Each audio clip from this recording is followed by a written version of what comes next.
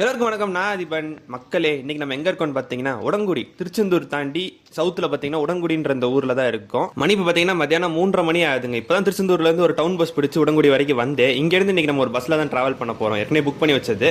உடங்குடியில இருந்து பெங்களூர் வரைக்கும் ஆப்ரேட் பண்றாங்க இந்த ஒரு பஸ். இங்க பஸ் பார்க்கிங் பக்கத்துல இருக்கீங்க, அதனால தான் நடந்து வந்து எவ்வளவு தூரம். நம்ம vlog யூசுவலாவே எப்படி வரும்ன்றது உங்களுக்கு நம்ம சேனல் அடிக்கடி பாக்குறவங்களுக்கு நல்லாவே தெரியும். அதையும் மீறி இன்னைக்கு ஏன் இந்த மாதிரி வித்தியாசமா ஒரு டைப்ல வந்திருக்குன்னா நீங்களே உள்ள புரிஞ்சுக்கோங்க. நான் எதையுமே தவறான ஒரு விஷயமா ஒரு நெகட்டிவா ஒரு விஷயத்த சொல்ல விரும்பல. எனக்கு நடந்தது அப்படியே நான் ஒரு vlog-ஆ வந்து பிரசன்ட் பண்ணணும்னு நினைச்சேன். அதனால தான் இந்த வீடியோ இப்படி வருது. இங்க யாரையும் குறையோ குத்தமோ நான் சொல்ல போறது இல்ல. அதே மாதிரி இது ஒரு நெகட்டிவான டிராவல் எக்ஸ்பீரியன்ஸ் அப்படின்னு நான் சொல்ல போறது இல்ல. எனக்கு நடந்தது என்ன அப்படின்றத மட்டும் ஒரு வீடியோவா நான் சொல்ல போறேன், அவ்வளவுதான். யாரையும் குறை சொல்ல நினைக்கல, எதுவும் பண்ண போறது இல்ல. உடங்குடி டிராவல் பண்ணதே கிடையாது, தான் ஃபர்ஸ்ட் டைம். அதனால எவ்வளவு நேரம் ஆகும் தெரியாதுன்றனால கொஞ்சம் சீக்கிரமாவே வந்தேன். 3:30 மணிக்கெல்லாம் அலிரா வந்துட்டு ஒரு 1 மணி நேரம் பஸ் ஸ்டாண்ட்ல தான் நின்று இருந்தேன். அதுக்கப்புறம் ஒரு 4:30 மணிக்கு கிட்ட தான் இங்க பார்க்கிங்கே வந்தேன். உடன்குடி டு பெங்களூர் சர்வீஸ் விக்னேஷ் எடுத்தாங்க. இந்த பஸ்ல தான் புக் பண்ணியிருந்தேன். அந்த பஸ் தான் பெங்களூர்னு நினைச்சிட்டு இருந்தேன். நம்ம டிக்கெட் புக் பண்ணணுமே பஸ் ஆபரேட்டர்ஸ் எல்லாமே வாட்ஸ்அப்ல எல்லாம் மெசேஜ் அனுப்புவாங்கல்ல, அந்த மாதிரி இவங்களும் பாத்தீங்கன்னா புக் பண்ணணுமே மெசேஜ் அனுப்புனாங்க. அதே மாதிரி இன்னைக்கு டிராவல் பண்ற அன்னைக்கு பஸ் டீடைல்ஸ் மெசேஜ் அனுப்பணும் இல்லையா, மொதல் மெசேஜ் வந்துச்சுங்க. ஆனா அதுல ஒண்ணுமே இல்ல, எந்த டீடைல்ஸுமே இல்லாம எம்டிஆ ஒரு மெசேஜ் வந்துச்சு. ஜஸ்ட் என் பிஎன்ஆர் நம்பர், என்ன டேட், அதே மாதிரி என்ன சீட் புக் பண்ணிருக்கேன் அப்படின்றது மட்டும் மொதல் வந்துச்சு. அதுக்கப்புறம் கொஞ்ச நேரம் கழிச்சு இன்னொரு மெசேஜ் வந்துச்சு. அதுல பஸ் நம்பர், அதுக்கப்புறம் டிரைவர் கான்டாக்ட் நம்பர், நேம் அப்படின்னு சொல்லிட்டு போட்டிருந்தாங்க. ஆனா அந்த பஸ் நம்பர் இங்க இல்லவே இல்ல. இங்க நின்று இருந்த 2 பஸ்ஸுமே நம்பர் வேற நம்பர் ஆச்சு. எனக்கு ஒரு நிமிஷம் பக்குன்னு ஆயிடுச்சு. அப்புறம் அங்க பக்கத்துல இருக்க டிரைவர்ஸ்ட கேட்டா இல்ல, அது ரெண்டுமே சென்னை போற பஸ், பெங்களூர் பஸ் இனிமேல் தான் வரும்னு அவங்க சொன்னாங்க. டைம் ஆகிக்கிட்டே இருக்கு, 5:30 மணி ஆச்சு, இன்னும் பஸ் காணோம். அந்த பஸ் டிரைவர் நம்பர் கொடுத்திருந்தாங்க, அந்த நம்பர் கால் பண்ணா யாருமே போன் எடுக்கவே இல்லை. ஒரு 4-5 வாட்டியே ட்ரை பண்ணிட்டோம். நான் மட்டும் இல்ல, அங்க மொத்தம் 3 பேர் நின்று இருந்தோம் பெங்களூர் பஸ் ஏறதுக்கு. பட் யார் ட்ரை பண்ணாலும் அந்த நம்பர் எடுக்கவே இல்லை. இன்னொரு 15 மினிட்ஸ்ல 5:45 பஸ் டைமிங் ஆயிடுச்சு. ஆனா பஸ் எங்கேயுமே வரவும் இல்ல, யாருமே வந்து இன்ஃபர்மேஷனும் கொடுக்காம நாங்க பாட்டுக்கு அங்க நின்று இருக்கோம், என்ன பண்றதுன்னு தெரியாம. சரி, இந்த சென்னை பஸ்ல போற டிரைவர்ஸ் அவங்களுக்கு கேட்டா ஏதாவது தெரியுமான்னு சொல்லிட்டு கேட்டோம்னா அவங்களுக்கு எந்த ஒரு இன்ஃபர்மேஷனே வரல, எங்களுக்கும் தெரியாது அப்படின்னு சொல்லி அவங்க சொல்றாங்க. மோஸ்டா இங்க தான் பஸ் வரும், ஆனா ஏன் இப்படி வராம இருக்குன்னு எங்களுக்கும் தெரியல, யாருமே எதுவுமே சொல்லல அப்படின்றாங்க. என்ன பண்றதுன்னே தெரியாம ரொம்ப கன்ஃபியூஸ்டா இருந்தோம். அதுக்கப்புறம் நாங்களே போய் கேட்டோம், அண்ணா சென்னை பஸ்ல நாங்களே ஏறிக்கிறோம், திருச்செந்தூர் வரைக்கும் நாங்க வரோம், எதிர்த்தாப்புல ஒருவேளை அந்த பஸ் ஆப்போசிட்ல எங்கேயாவது வந்துச்சுன்னா அப்படியே நாங்க மாறிக்கிறோம், அப்படி இல்லைன்னா எங்களை திருச்செந்தூர்ல இறக்கி விட்டுருங்க, அதுக்கப்புறம் அந்த பஸ்ல எங்களை கான்டாக்ட் பண்ணா திருச்செந்தூர்ல இருந்து ஏறி போற மாதிரி போட் பண்ணிக்கிறோம் அப்படின்னு சொல்லி கேட்டோம். அவங்களும் சரி ஓகேன்னு சொன்னாங்க. அதனால அந்த பஸ்ல அப்படியே நாங்க ஏறணும். நல்ல வேளை நாங்களா ஒரு முடிவு எடுத்து சென்னை பஸ்ல ஏறணும். திருச்செந்தூர் பஸ் ஸ்டாண்டு கிட்ட போகும்போது தான் வேற ஒரு நம்பர்ல இருந்து டிரைவர்னு சொல்லிட்டு கால் பண்ணாங்க. சாரிங்க வர முடியல, அந்த பஸ்ல தூத்துக்குடி வரைக்கும் வந்து, நாங்க திருச்செந்தூர் தான் பிளான் பண்ணியிருந்தோம், அவங்க தூத்துக்குடி வரைக்கும் வர சொன்னாங்க. பஸ் தூத்துக்குடியில இருக்கு, உடங்குடிக்கு வர முடியல அப்படின்னு சொல்லிட்டு. இதே நாங்க உடங்குடியில நின்றுட்டு இந்த பஸ்ல ஏறாம வந்திருந்தோம்னா என்ன ஆயிருக்கும் நினைச்சு மட்டும் பாருங்களேன்.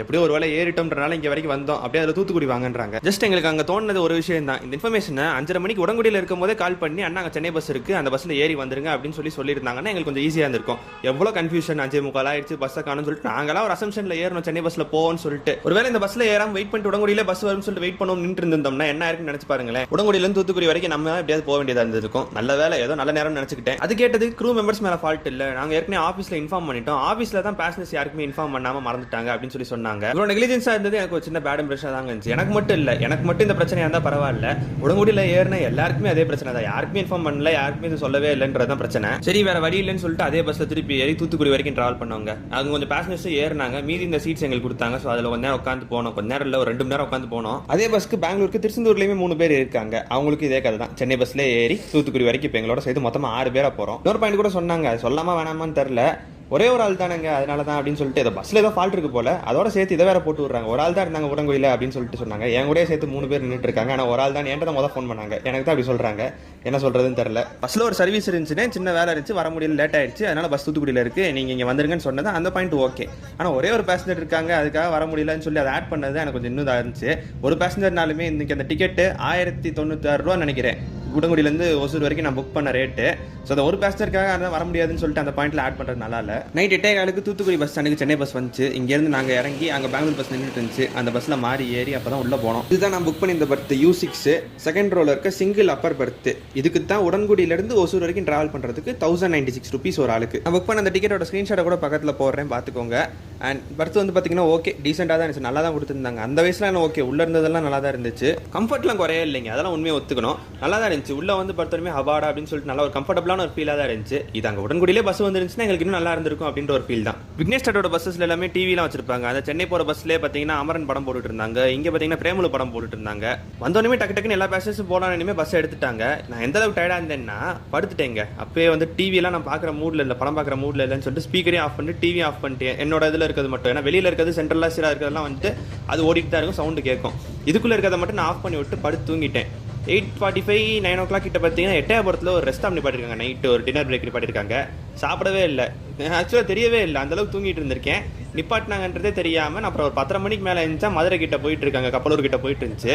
என்னடா நிப்பாட்டின மாதிரியே தெரியல, நம்மளும் சாப்பிடவே இல்லைன்னு அப்புறம் யோசிச்சேன். அதுக்கப்புறம் தான் பார்த்தா அந்தளவுக்கு தூங்கிட்டு இருந்திருக்கேன். சரின்ட்டு அப்போ பசிக்கவும் இல்லை, அதனால டின்னர் ஸ்கிப் பண்ணிட்டு திருப்பி படுத்து தூங்கிட்டேன். காலைல 3:30 மணிக்கு பார்த்தீங்கன்னா தொப்பூர் தாண்டி ஒரு ரெஸ்ட் ஸ்டாப் நிப்பாட்டி இருந்தாங்க. டிராவல் பஸ்ஸில் வந்தது உள்ள இருக்க கம்ஃபர்ட் எல்லாமே நல்லா கம்ஃபர்டபுளாக நல்லா தாங்க இருந்துச்சு, எல்லாமே ஓகே தான். என்ன அந்த உடன்குடியில் வந்துட்டு அந்த இன்ஃபர்மேஷன் கொஞ்சம் முன்னாடி சொல்லாமல் விட்டது தான் எனக்கு ஒரு சின்ன இதாக இருந்துச்சு. எனக்கு மட்டும் இல்லை, உடன்குடியில் ஏறின உடன்குடி அண்ட் திருச்செந்தூரில் ஏறின எல்லா பேசஞ்சர்ஸுமே அது அப்படி தான் இருந்துச்சு. ஏன்னா லேட்டாக தான் இன்ஃபர்மேஷன் சொன்னாங்க. நாங்கள்லாம் தாண்டி அந்த இடத்த தாண்டி வந்ததுக்கு அப்புறம் தான் எனக்கு அந்த இன்ஃபர்மேஷனே வருது அங்கேருந்து வாங்கன்னு. இதனால தான் எல்லாருக்குமே அங்கே கொஞ்சம் கஷ்டமாக இருந்துச்சு. இனிமேலாவது இந்த மாதிரி மிஸ்டேக்ஸ் எல்லாம் கொஞ்சம் கரெக்ட் பண்ணிக்கிட்டாங்கன்னா நல்லா இருக்கும். எஸ்பெஷலி ஆஃபீஸ் ரூமில் சொல்ல மறந்துட்டாங்கன்ற விஷயம், ஒரே ஒரு பேசஞ்சருக்காக அவ்வளோ தூரம் வரணுமான்னு அந்த இதெல்லாம் வந்துட்டு பேசஞ்சர்ஸ் கிட்ட பேசும்போது கொஞ்சம் அவாய்ட் பண்ணிட்டாங்கன்னா நல்லா இருக்கும். இன்ஃபர்மேஷன் சொல்றது, கால் பண்ணி பேசஞ்சர்ஸ்க்கு சொல்றது 5:45க்கு பஸ்ஸுனா அட்லீஸ்ட் ஒரு 5:40க்காவது ஃபோன் பண்ணி சொன்னாங்க. அதுக்கு முன்னாடியே சொன்னாங்கன்னா தான் கொஞ்சம் யூஸாக இருக்கும்.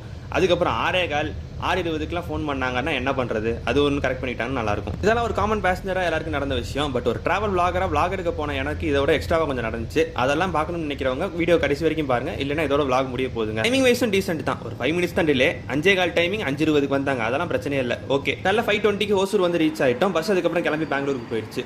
அவ்வளோதாங்க, வந்து ரீச் பண்ணிட்டோம். விளாக் எடுக்கிறதுல என்ன பிரச்சனைன்னு கேட்டிங்கன்னா இந்த பிரச்சனைக்கும் என் விளாக் இப்படி வந்ததுக்கும் சம்மந்தமே கிடையாது.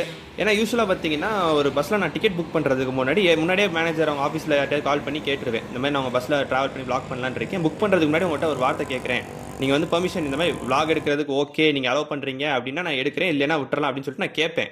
அதுக்கு அவங்க இந்த பஸ்ஸில் கேட்டப்போ தாராளமாக வாங்க எடுத்துக்கோங்க, நீங்கள் புக் பண்ணுங்க அப்படின்னு சொல்லி சொன்னாங்க. அவங்க ஓகே சொன்ன ஒரே காரணத்தினால தான் நான் 1096 rupees பே பண்ணி இந்த டிக்கெட்டை புக் பண்ணி எனக்கு ட்ராவல் பண்ணுறதுக்கு பிளான் பண்ணேன். ஆனால் டிக்கெட் புக் பண்ணுறதுக்கு முன்னாடி அவங்க பேசின விதமும், டிக்கெட் புக் பண்ணதுக்கப்புறம் அங்கே போன இடத்துல என்கிட்ட அவங்க காலில் பேசின விதமும் ஒன்றும் இல்லை, வேறையாக இருந்துச்சு.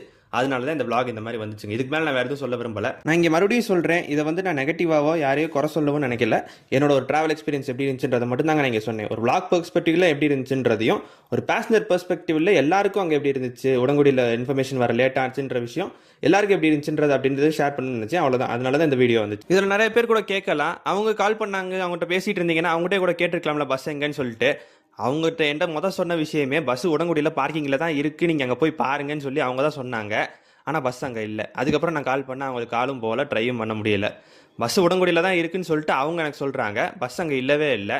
சென்னை பஸ்ஸை மாறி போய் திருச்செந்தூர் கிட்ட போகும்போது பஸ் தூத்துக்குடியில் இருக்குன்னு பஸ்லேருந்து கால் பண்ணுறாங்க. இந்த அளவுக்கு மிஸ்கம்யூனிகேஷன் அதாங்க இருந்துச்சு, ஒன்றும் சொல்கிறதுக்கு இல்லை. இன்னொரு இன்ட்ரெஸ்டிங்கான நல்ல vlogல உங்களை சந்திக்கிறேன். நன்றி.